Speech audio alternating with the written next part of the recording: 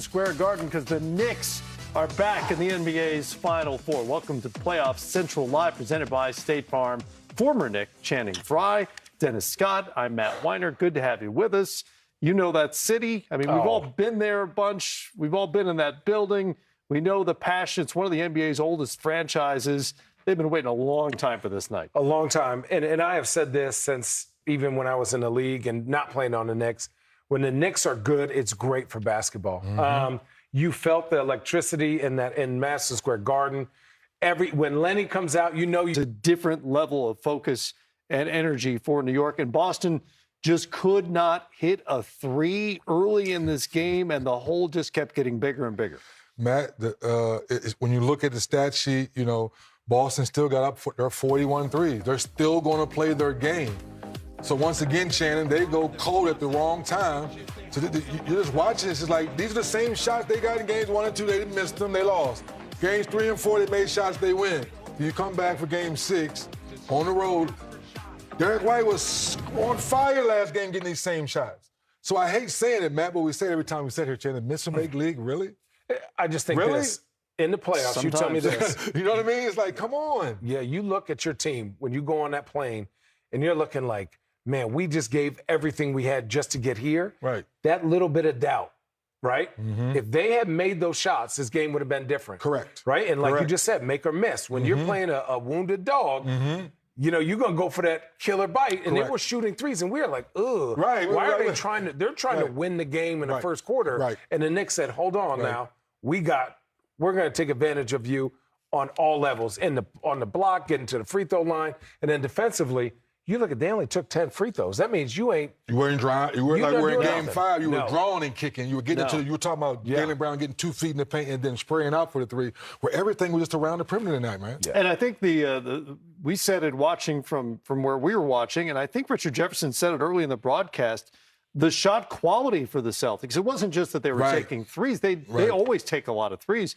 They weren't getting great threes early in this game. No, it was again, you're trying to win the game in the first quarter, and I thought they were like, we need a boost of confidence.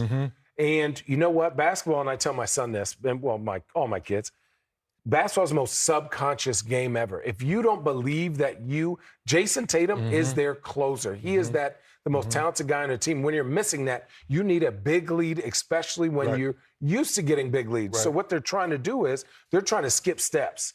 You're supposed to establish yourself in the paint, but if you can't get in the paint, you're exhausted. You got to take the first thing that comes. Right. You're hungry. Instead of waiting for a steak, you eating hamburgers. Matt and Shannon, for our viewers, Tibbs needs to go to the training staff and give them a raise to get this team turned. Think about it, they're only 5 deep. Like when you look at their bench, like McBride plays a little bit. 6. That's what I'm saying. Like, so, like even with Mitchell, it's like nobody comes off that bench right away and puts a serious impact on the game. It's the starting 5. So it's amazing how in 48 hours they looked ready to play. Look at Brunson's number. Look at Mikal Bridges' numbers. That backcourt for the Knicks was solid tonight after being beat up, and Brunson fouled out the last game, guys. He was plus 30 tonight. Come on. And by the way, serious question.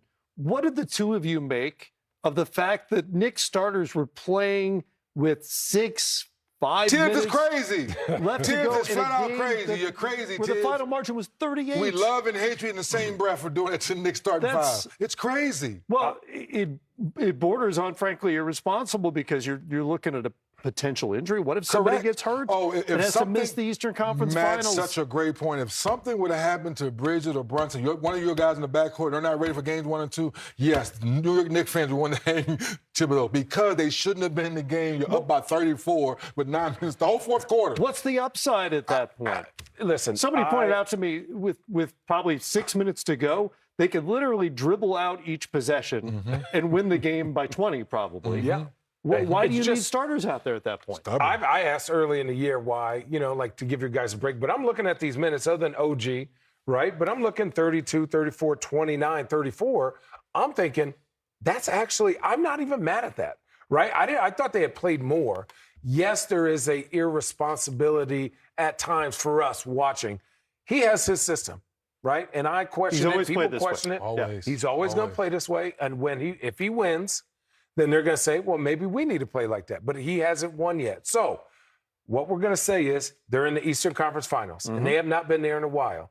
So I'm going to sit back and say this is uncommon, but it works for the Knicks. It works for them this year. So stick with it. And I'm gonna digress. Oof. Really, the only other team still playing that plays a rotation, anything like that, is Denver, and that seems more out of necessity rather than preference, right? Yes. He just doesn't seem to trust his bench very much. Correct. Speaking of Tom Thibodeau, he is back in the Eastern Conference Finals. With your stubborn self. Tom, was that the 48 minutes you were searching for from your group?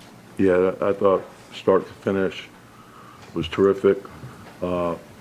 And also, want to congratulate the Celtics on a terrific season. Unfortunate injury to Jason Tatum, but they're a terrific organization, ownership, front office, coaching staff. Joe Mazzulla's terrific coach, great players, first-class organization.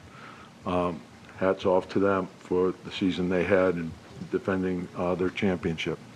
Coach, congratulations on getting to the Eastern Conference Finals.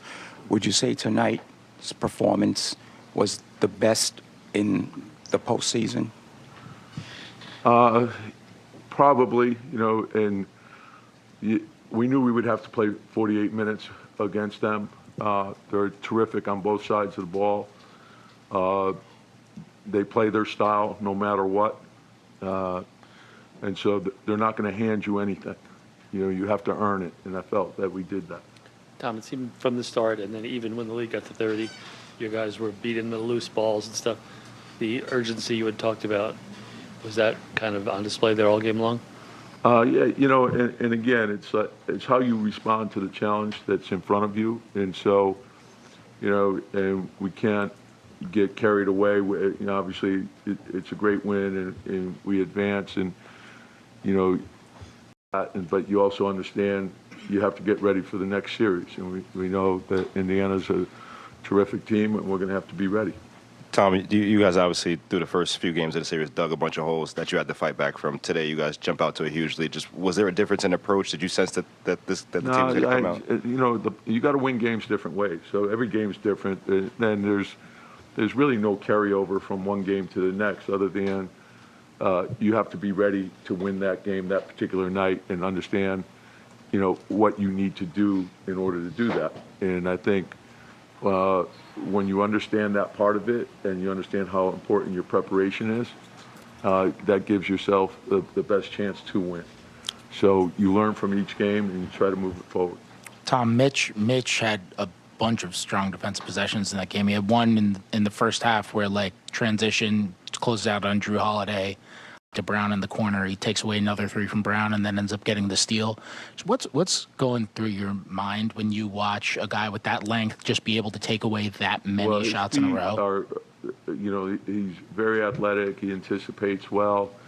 But I thought overall our team commitment and defensive transition, guys were covering for each other. They were communicating really well, and they understood what we had to take away in order to win.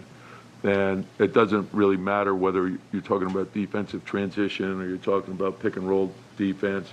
It has to be clean, and it has to be concise, and it has to be tied together. And so when you do that, particularly against a team that's as well versed as they are and with their ability to shoot and spread you out, you have to be very disciplined. And so I thought we were tonight.